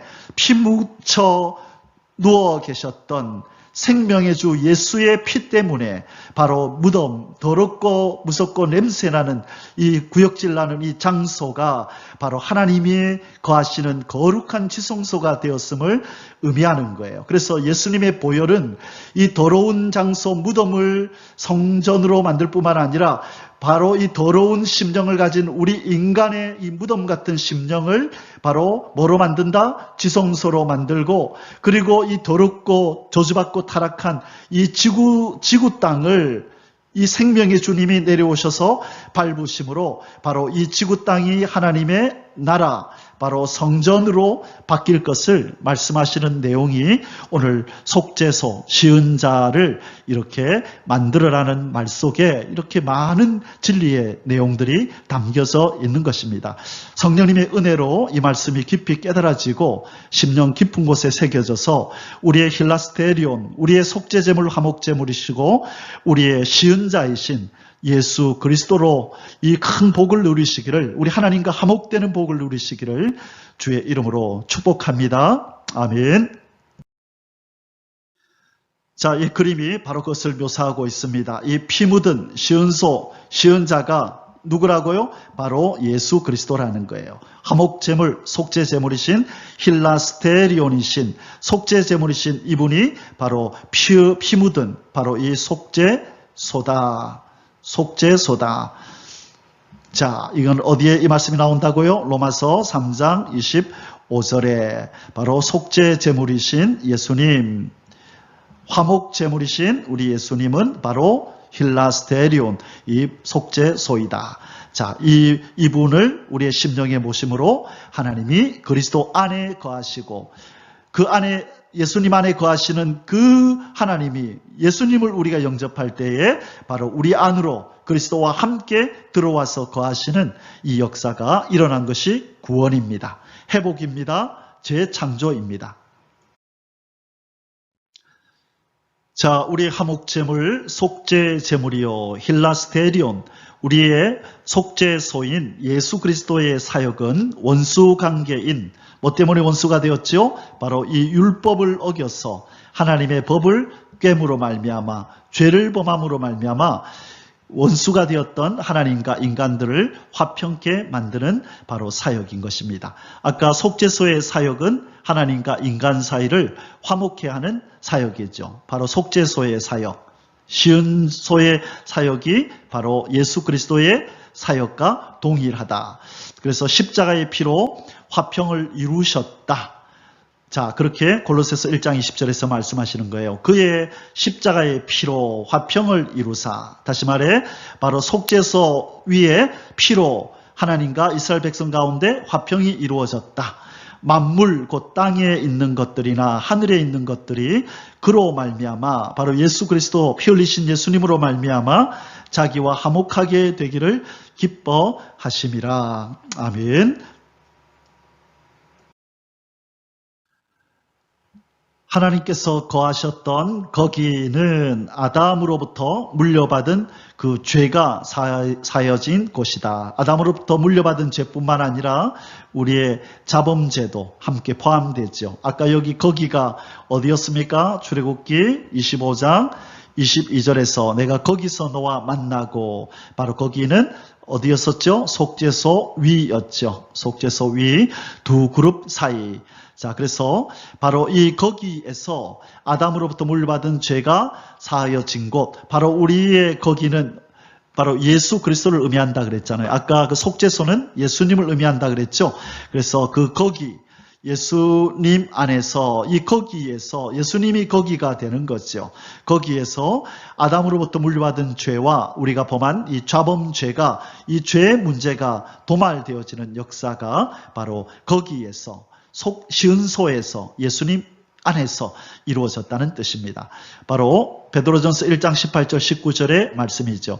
너희가 알거니와 너희 조상이 물려준 헛된 행실, 죄에서 대속함을 받은 것은 은이나 금같이 없어질 것으로 된 것이 아니요 오직 흠없고 점없는 어린 양 같은 그리스도의 보배로운 피로 된 것이니라. 그렇죠. 그리스도의 보배로운 피가 묻은 그 시은소, 시은자 때문에 우리의 모든 죄가, 아담으로부터 물려받은 원죄와 우리가 범한 자범죄가 다 해결되어지는 역사가 있게 되었습니다. 우리의 거기가 되어주시는 예수 그리스도 생명의 이름을 찬양합니다. 할렐루야.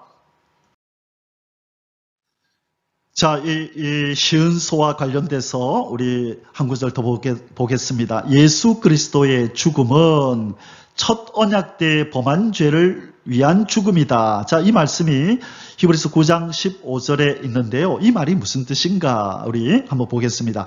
이로 말미암아 그는 예수 그리스도는 새 언약의 중보자이시니 이는 첫 언약 때 범한 죄에서 속량하려고 죽으사 부르심을 입은 자로 하여금 영원한 기업의 약속을 얻게 하려 하심이라. 자, 이 첫 언약 때 범한 죄는 1차적으로 이 하나님께서 이스라엘 백성들에게 준 이 시내산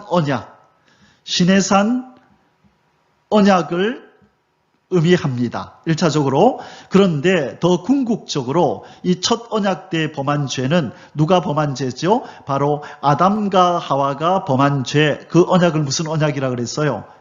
행위의 언약. 선악과를 따먹지 말라는 말씀에 순종하는 행위를 하면 영생하는 하나님의 의로운 백성이 될 것이고, 불순종하는 행위를 하면 영원히 죽으리라고 하신 그 첫 언약 때 범한 죄를 속량하려고 예수 그리스도가 죽으신 거라는 거예요. 그래서 이 구절은 바로 이 모세를 중보자로 해서 하나님과 이스라엘 백성들 사이에 맺은 그 법을 어긴 자기 백성을 위한 그 첫 언약 때 범한 죄를 위한 죽음이기도 하지만, 이스라엘 백성들에게 향하여 그 국한에서 생각하면, 그러나 이것은 궁극적으로 모든 인류, 처음부터 이 아담과 하와는 이스라엘 백성이었죠. 1대 이스라엘 백성이 바로 아담과 하와였죠. 하나님이 만드신 그 세상은, 그 나라는 바로 이스라엘 하나님의 나라였고, 그렇죠? 그래서 첫 언약 때의 범한 죄는 1차적으로 바로 행위 언약을 어긴 아담과 하와의 죄요,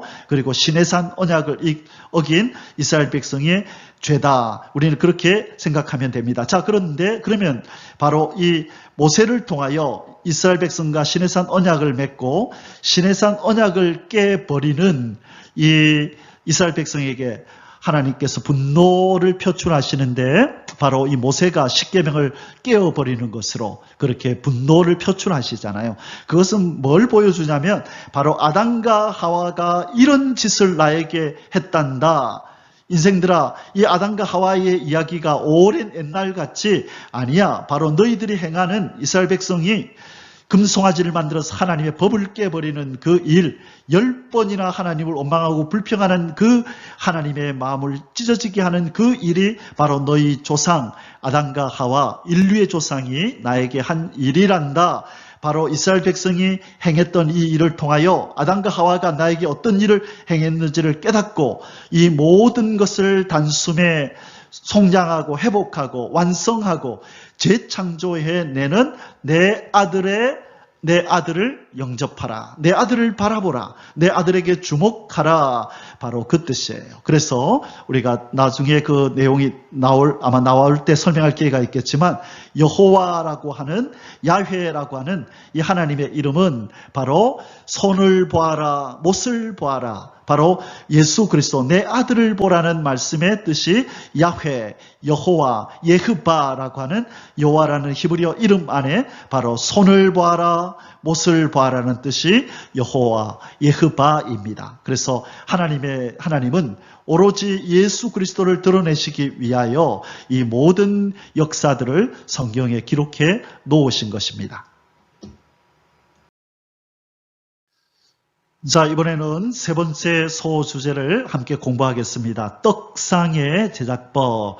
떡상. 자, 여기 그림이 나오죠? 예, 떡상. 여기 바로 이것이 떡상인데 이것은 어떻게 제조하라고 말씀하시고 이것이 우리에게 주는 영적인 교훈은 무엇인지 한번 공부하도록 하겠습니다. 자, 떡상의 위치는 이제 아마 여러분이 떠올리실 수 있을 것입니다. 자, 이 커튼을 중심해서 이 안에는 지성소다. 그죠? 이 안에는 지성소이고 이 밖에 이 부분이 성소입니다. 성소, 거룩한 곳, 지성소, 지극히 거룩한 곳, 바로 이런 뜻입니다. 자, 여기에 이제 성막 안으로 들어가면 오른쪽에 떡상이 이렇게 놓여 있고 왼쪽에 촛대가 있고 앞에 이 분향단이 있고 휘장을 제치고 들어가면 여기에 법궤, 언약궤, 증거궤가 있고 그 뚜껑, 속죄소, 시은자, 시은소가 있고 천사들이 그 위에 이렇게 금으로 새겨져서 마주보고 있는 이 형태. 자, 지금 우리 떡상은 어디 있다고요? 오른쪽에. 여기가 바로 떡상입니다. 이것을 만들라고 하나님이 지금 말씀하시는 겁니다. 자, 그러면 본문 속으로 한번 들어가 보겠습니다. 자, 떡상의 제작법 1번 떡상의 제조 양식을 자세히 알려주시는 여호와 하나님.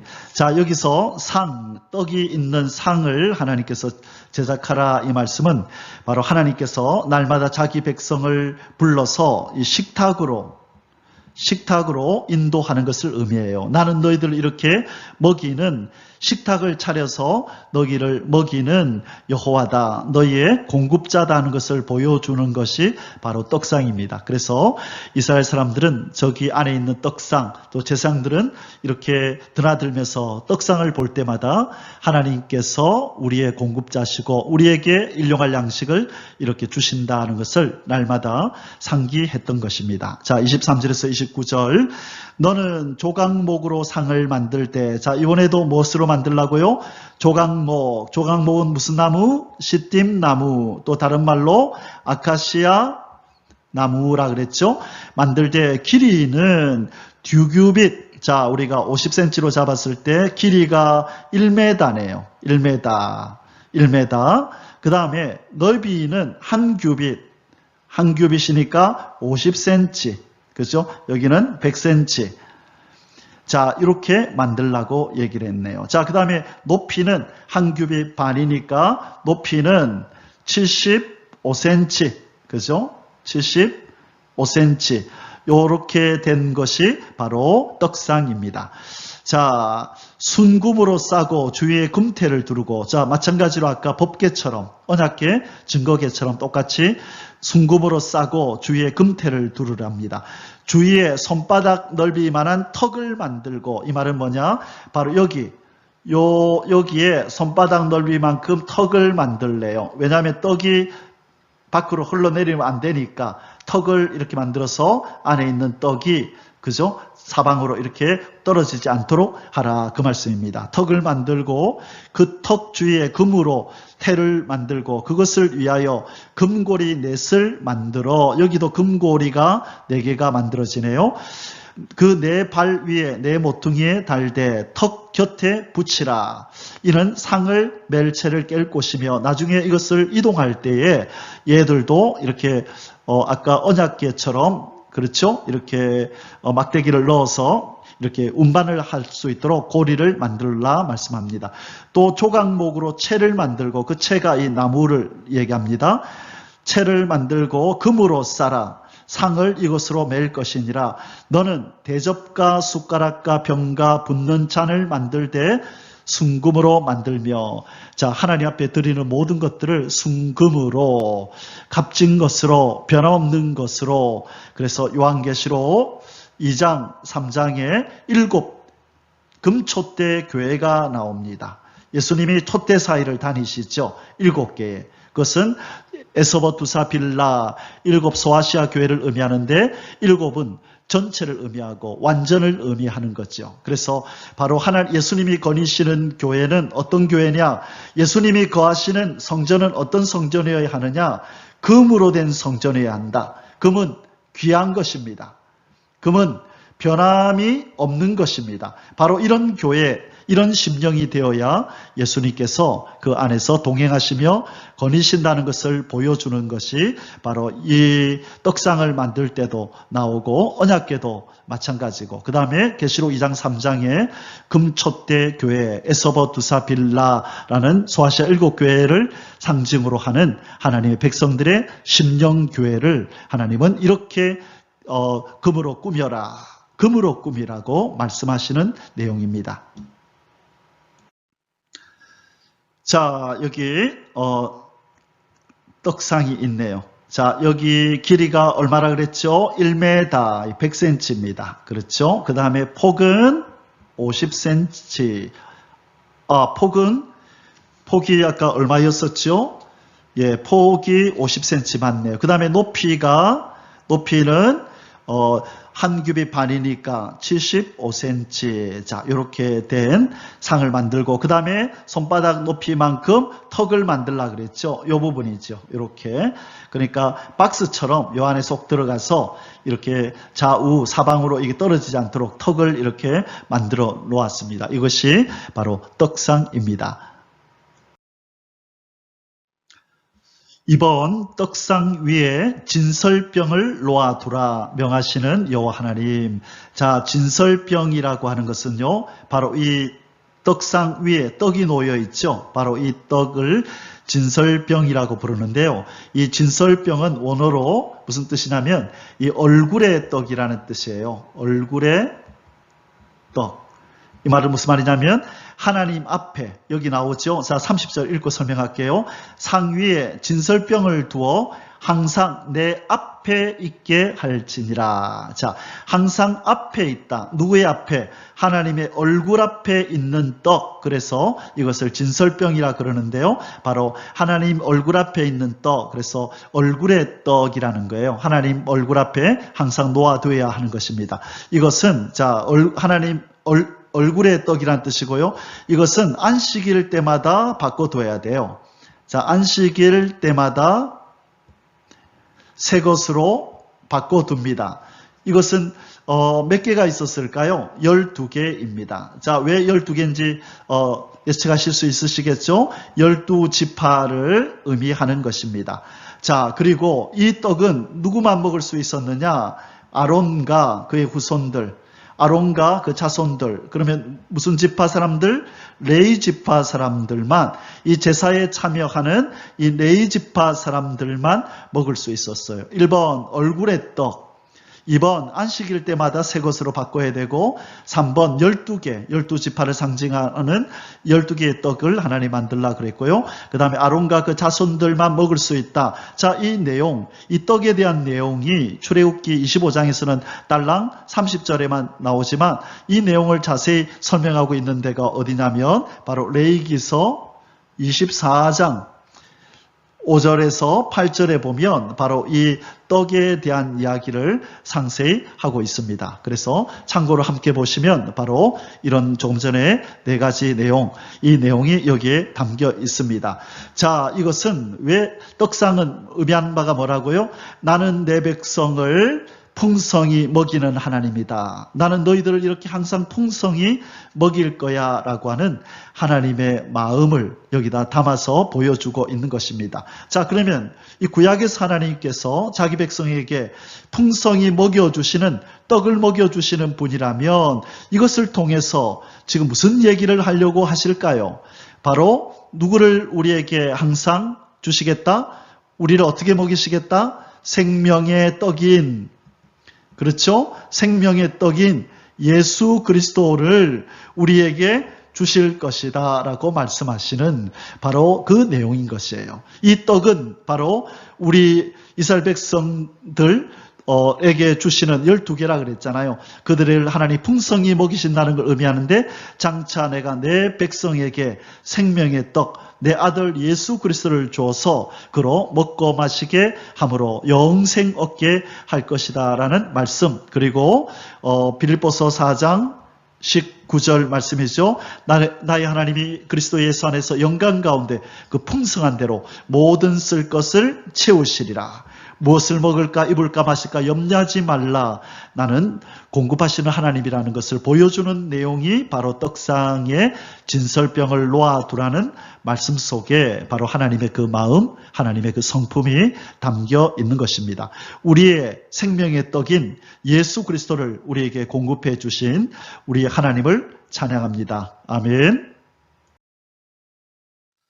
자, 이번에는 마지막 네 번째 소주제 등대의 제작법을 살펴보겠습니다. 31절에서 40절. 자, 등대, 우리는 등대보다는 이 금촛대라는 이름이 더 익숙하죠. 금촛대. 자, 이것은 히브리 말로 메노라라고 하는데요. 이것은 아주 예수님의, 이것도 예수 그리스도의 바로 사역을 바로 잘 묘사해 주는 바로 성물입니다. 오늘 마지막으로 이제 이 등대, 금촛대, 메노라에 대해서 한번 살펴보도록 하겠습니다. 자, 이 부분이 다시 한번 보여드리지만 이 성소와 지성소, 이 안에 내부의 모습입니다. 지금 이 등대, 바로 촛대는 어디 있죠? 이 성소 안으로 들어가면 바로 오른쪽에 떡상이 있고 바로 왼쪽에 있는 이게 바로 등대, 촛대, 메노라입니다. 자, 그러면 여러분 보시는 바와 같이 이 성소 안에는 뭐가 없죠? 창문이 없습니다.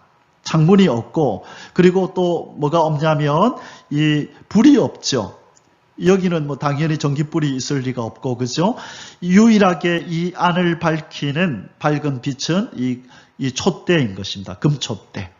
이해가 되시죠? 자, 여기 앞에 휘장이 있지만 이 휘장은 닫아놓기 때문에 빛이 안으로 들어가지 못하죠. 그래서 유일하게 이 안에서 밝은 빛을 내는 것은 바로 이 금촛대입니다. 그래서 이 촛대는 무엇을 말할까요? 이 어두운 세상의 유일한 세상의 빛인 바로 예수 그리스도, 세상의 빛이신 예수 그리스도를 상징한다는 것, 우리 금방 예측할 수 있겠죠? 자, 그러면 이제 이 촛대, 이 등대, 이 메노라를 어떻게 만들라고 말씀하시는지 우리 한번 말씀을 통해서 살펴보겠습니다.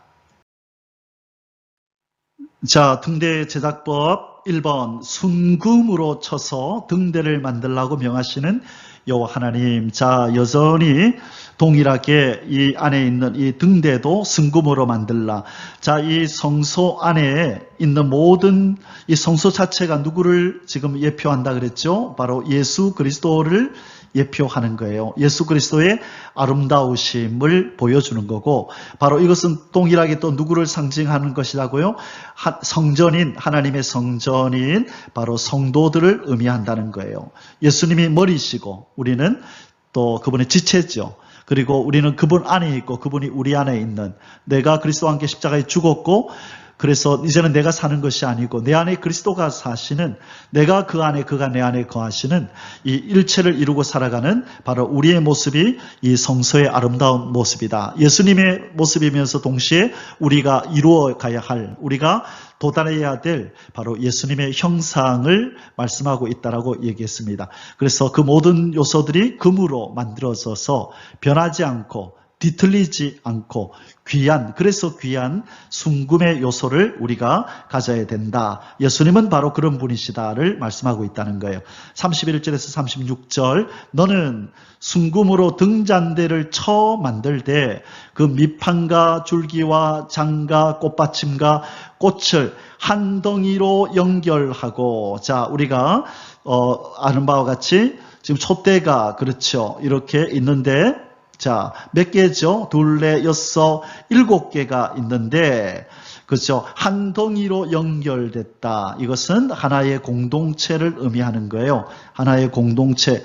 여럿이지만 하나를 이루어서 그렇게 이렇게 역사해야 되고 일해야 된다는 것을 지금 말하고 있는 것입니다. 이스라엘 백성은 언약의 공동체를 이루어야 된다. 바로 그 얘기입니다. 자, 가지 6을 등잔대 곁에서 나오게 하되 다른 3가지는 이쪽으로 나오고 다른 3가지는 저쪽으로 나오게 하고, 자, 가운데 하나는 있고, 원래 그죠? 3가지는 이쪽, 3가지는 이쪽 합쳐서 7개가 되도록 이쪽까지의 살구꽃 형상의 잔색과 꽃받침과 꽃이 있게 하고 저쪽 가지에도 살구꽃 형상 잔색과 꽃받침과 꽃이 있게 하여 등잔대에서 나온 가지 6을 갖게 할지며. 자, 여기서 우리가 한 가지 주목하고 넘어갈 게 무엇인가 하면요, 이 가지를 어떤 형상으로 만들라 그러죠? 살구꽃 형상. 그렇죠? 살구꽃 형상을 가지고 만들라. 우리가 이전에 에레미야서를 공부할 때요, 에레미야서를 공부할 때 하나님께서 환상 가운데 에레미야에게 살구꽃 형상을 보여준 것 아마 기억하실지 모르겠어요. 강의한 지가 오래돼 가지고. 자, 이 살구꽃의 히브리어 원어는 이 경계하다, 주시하다, 그리고 두 번째 뜻이 뭐냐면 지키다라는 뜻이 있어요. 자, 그래서 그때 에레미야서를 제가 강의할 때 그런 말씀을 드렸어요. 이 살구꽃 환상은 뭐냐? 내가 너희들을 주시하면서 딱 바라보고 있다. 그리고 나는 너희들에게 한 언약을 반드시 지킬 것이다 라는 의미가 이 살구나무라는 이 살구나무의 히브리어 단어에 들어있다라고 말씀드렸는데요. 여기서 살구나무 형상은 바로 그런 의미입니다. 그래서 이것을 잘 알고 있는 이 레이지파 사람들은 이 등대를 볼 때마다 아, 저 살구나무가 있네. 하나님이 우리를 지켜보시고 우리에게 하신 말씀을 반드시 지키실 거다. 우리를 딱 지켜보고 계신다. 그래서 우리에게 하신 말씀을 반드시 이루실 것이다. 하나님의 신실하심, 지키고 보호하시고 언약을 지키시는 그 하나님의 그 성품을 늘 되새길 수 있는, 상기시킬 수 있는 도구로서 하나님이 이 금촛대에 살구나무 형상을 입히도록 그렇게 말씀하신 것입니다. 자, 34절에서 36절 뒷부분 마저 보겠습니다. 등잔대 줄기에는 살구꽃 형상, 또 살구 또 나오죠. 내가 지켜보면서 너희들을 주시하고 있다. 그리고 너희들에게 내가 한 말을 반드시 지킬 거다. 그것을 상징하는 거라 그랬어요. 잔넷과 꽃받침과 꽃이 있게 하고 등잔대에서 나온 가지 6을 위하여 꽃받침이 있게 하되 2가지 아래에 한 꽃받침이 있어 줄기와 연결하며 또 2가지 아래에 한 꽃받침이 있어 줄기와 연결하며 또 2가지 아래에 한 꽃받침이 있어 줄기와 연결하게 하고 그 꽃받침과 가지를 줄기와 연결하여 전부를 순금으로 쳐 만들고, 계속 연결을 의미하죠. 이것은 언약의 공동체가 되어야 된다. 자, 각자가 아니라 하나가 되어야 된다. 하나하나가 힘을 모아서 큰 하나로 내가 맡긴 사명을 감당해야 된다라는 것을 우리가 영적으로 그렇게 적용할 수 있겠습니다. 자, 이 순금 촛대 등대는 메노라라고 하는데 누구를 상징한다고요? 세상의 빛이신 예수 그리스도를 의미한다. 자, 그 부분을 우리 조금 더 살펴보도록 하겠습니다. 자, 이번 이 등잔 7을 만들라고 명하시는 여호와 하나님.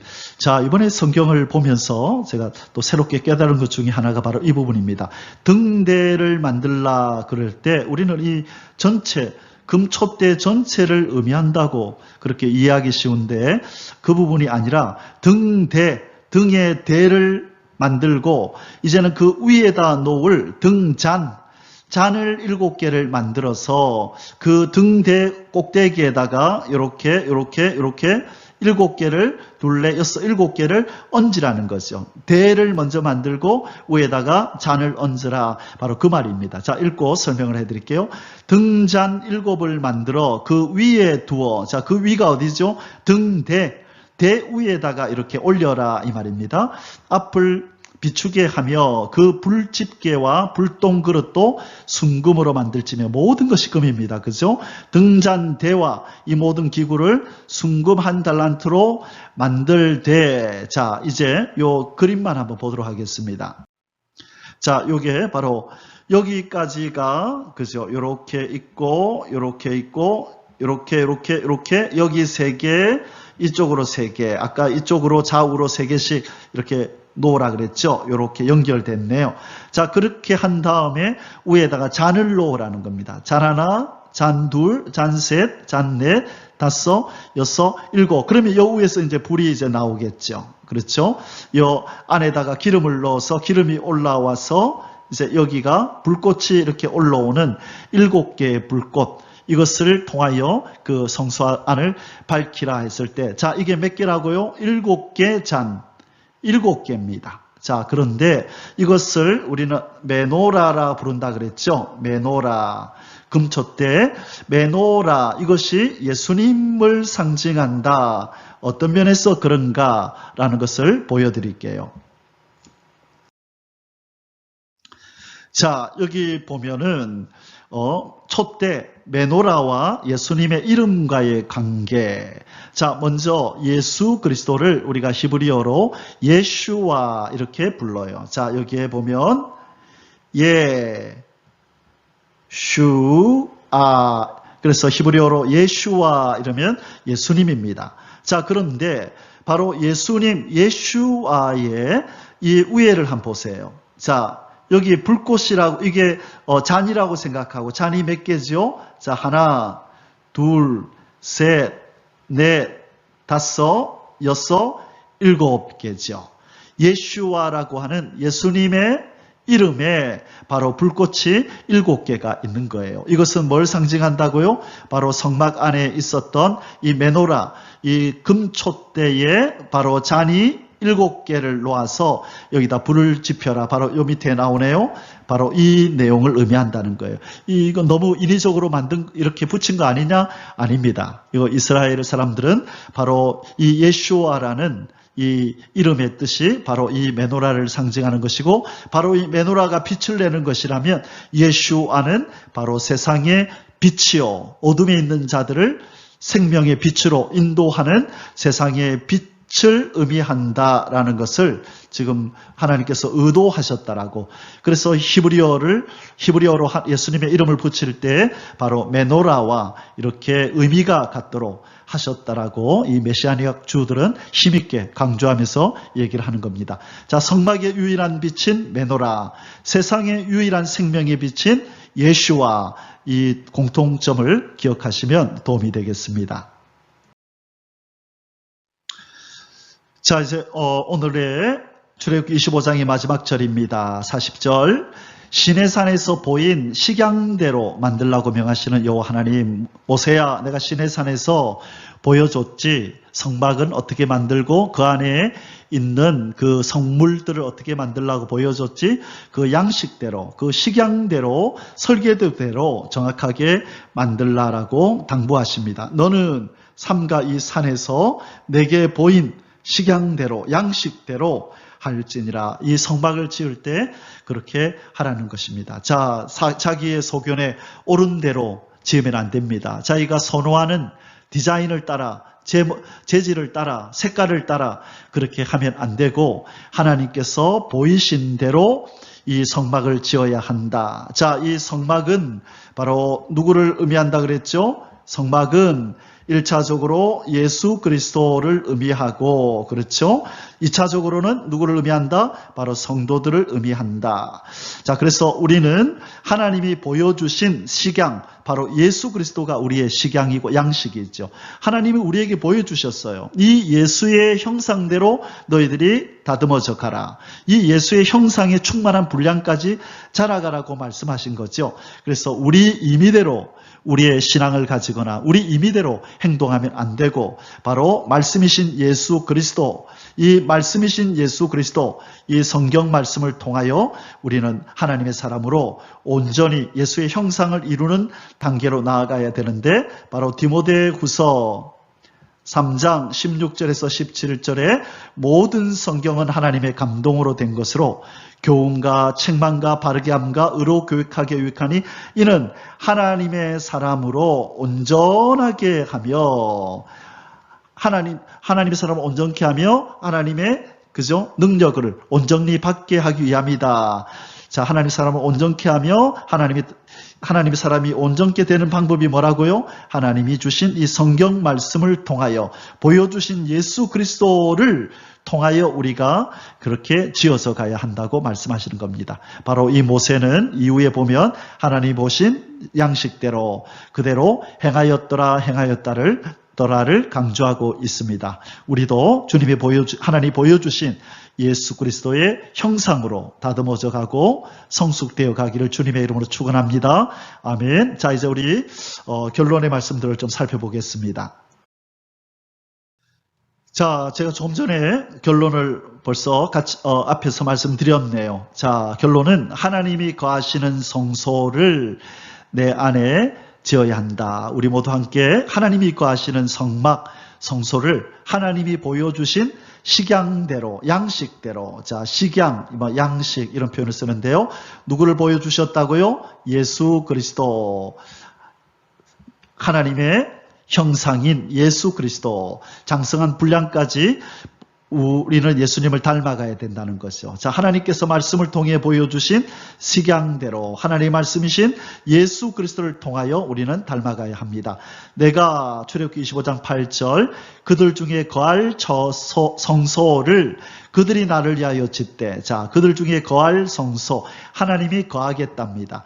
그들이 나를 위하여 짓되, 자, 구원은 하나님이 우리에게 일방적으로 주신 것이지만 아름다운 성전으로 다듬어져 가는 일에는 우리 안에서 역사하시는 성령님과 함께 나도 자유의지를 가지고 이 성화의 여정에서 발걸음을 함께 내딛고 우리의 역할을 해야 한다고 우리가 적용할 수 있는 말씀입니다. 무릇 내가 너에게 보이는 모양대로 장막을 짓고 기구들도 그 모양을 따라 지을지니라. 보여준 대로 하래요. 예수 그리스도를 통하여 보여준 대로, 말씀을 통하여 보여준 대로 바로 우리 안에 그것을 온전히 이루어야 된다. 그 말씀이죠. 모든 성경은 디모데후서 3장 16절 하나님의 감동으로 된 것으로 교훈과 책망과 바르게 함과 의로 교육하게 유익하니 이는 하나님의 사람으로 온전하게 하며 무엇이 하나님의 말씀이 모든 선한 일을 행할 능력을 갖추게 하려 함이라. 모든 선한 일을 행할 능력을 갖추게 함이라. 하나님의 사람으로 온전케 되기 위해서 우리 하나님이 보여주신 식양, 그 양식, 말씀을 마음에 새기고 우리의 본이 되시는 예수 그리스도를 마음에 새기고 그분을 닮아가서 주님을 만날 때 즈음에는 바로 우리도 예수님의 신부답게 그 면모를 갖춘 아름다운 모습으로 또 우리가 잃어버린 하나님의 형상을 그렇게 아름답게 회복한 모습으로 주님을 만날 수 있기를 바랍니다. 오늘 이 복이 저와 여러분에게 충만히 임하는 복되고 복된 하루가 되기를 원합니다. 아멘. 축복합니다.